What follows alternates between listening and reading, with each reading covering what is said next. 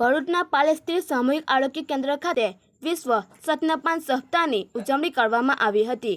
કાર્યક્રમના પ્રારંભે RCHO અધિકારી ડોક્ટર હસમુખ પટેલ તેમજ PA પિનલબહેન પટેલનું પુષ્પગુચ્છ અર્પણ કરી સ્વાગત કરવામાં આવ્યું હતું। ન્યુટ્રિશન સહાયક જયશ્રી વી કતારિયા દ્વારા હાજર માતાઓ અને બાળકોને કેવી રીતે સ્તનપાન કરાવવું તે વિશે વિસ્તૃત છણાવટ સાથે માહિતી પ્રદાન કરી હતી। ઓગસ્ટ 1 થી 7 દરમિયાન વિવિધ આરોગ્યલક્ષી પ્રવૃત્તિઓને આયોજન કરવામાં આવ્યું હતું।